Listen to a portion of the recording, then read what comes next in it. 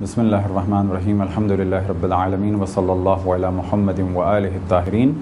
ولعنۃ اللہ علی اعدائہم اجمعین الی قیام یوم الدین وقال سبحانہ وتعالی یا ایھا الذین آمنوا کتب علیکم الصیام کما کتب علی الذین من قبلکم لعلکم تتقون۔ موضوع گفتگو احکام روزہ، اور اس ہماری گفتگو کا جو سلسلہ چل رہا ہے اس کا عنوان ہے مبطلات الصوم، یعنی روزے کو باطل کرنے والی چیزیں۔ پانچویں چیز جو روزے کو باطل کرتی ہے وہ ہے غلیظ غبار یا دھوئیں کا جان بوجھ کے حلق تک لے جانا۔ اب یہ غلیظ غبار یعنی گاڑھا غبار کسی ایسی چیز کا ہو جسے کھایا پیا جاتا ہو، مثال کے طور پہ کہیں پر آٹا اڑ رہا ہو، اتنا زیادہ آٹا اڑ رہا ہے، فرض کریں کوئی چکی ٹوٹ گئی یا کہیں پر آٹا بکھرا ہوا تھا، ہوا چلی اور جان بوجھ کے اسے ہم اندر لے جائیں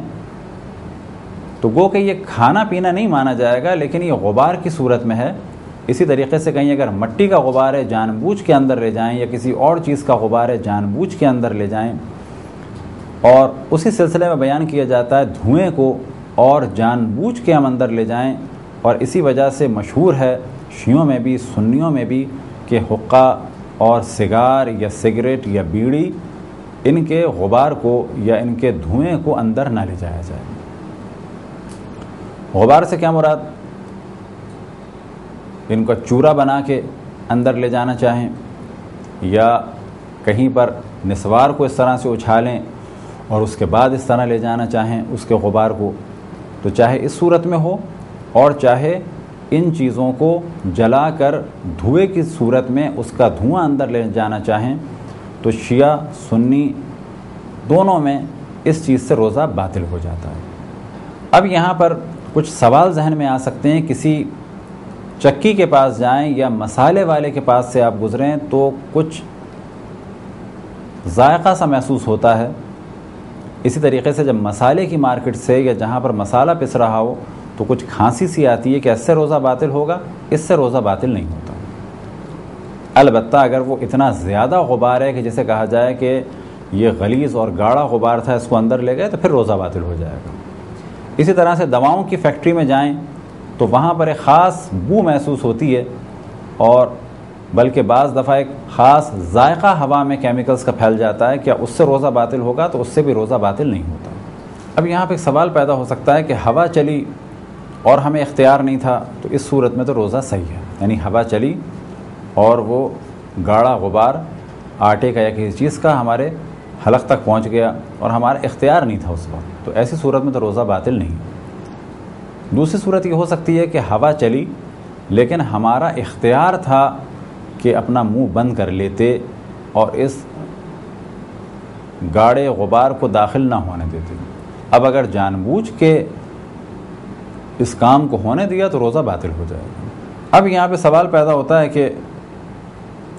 اور یہ کھانے پینے کے بارے میں بھی ہو سکتا ہے، کوئی